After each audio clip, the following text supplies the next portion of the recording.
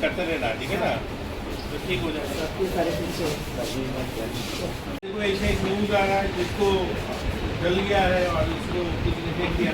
দেখুন আমাদের রাজ্যে সাবরুমে একটা মিষ্টির দোকানে কোনো একটা ছেলে কাজ করতো, মানে ওনার তথ্য অনুযায়ী এখন যেটা আমরা জানতে পারি, আমরা নিউজের মাধ্যমে আজ থেকে প্রায় 1 মাস 1 দিন আগে একটা নিউজ দেখি, আপনাদের মিডিয়াতে আসে যে একটা ছেলে যার জ্বলে গিয়েছে অর্ধেক শরীর এবং সে জ্বলায় এত বেশি ক্ষত হয়েছে যেখানে পোকা পড়ে গিয়েছিল এবং সেই দুর্গন্ধযুক্ত পোকা পড়ে গেছে, প্রায় মরণাপন্ন অবস্থায় হসপিটালে তাকে পাঠানো হয়। রেলওয়ে স্টেশন থেকে কেউ বা কারা পৌঁছে দেয় এবং এটা মিডিয়াতে আসে এবং আমি সঙ্গে সঙ্গে আমাদের বিনয়বাবু, যিনি আমাদের লেবার অফিসার, ওনাকে আমি পাঠাই এখানে দেখতে এবং উনি আসেন এবং ডাক্তারের সহায়তায় ক্রমশই প্রায় 1 মাস 1 দিন পরে এখন ছেলেটা বসতে পেরেছে, এখন দাঁড়াচ্ছে এবং সে বলল যেটা যে সে সাবরুমে কাজ করতো, সেখানে একটা তেলের কড়াইয়ের মধ্যে পড়ে যায় এবং তার বাড়িঘরের মা বাবার ফোন নাম্বার নেই, যোগাযোগ করতে পারেনি। যাই হোক, এখন মোটামুটি সুস্থ হয়েছে,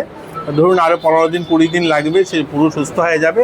আমরা কথা বলেছি তাকে বিহার পাঠিয়ে দেব এবং সেজন্য তার বাড়িতে ফিরে যেতে পারে। এর জন্যই দেখতে এসেছি যে কতটুকু সে সারলো।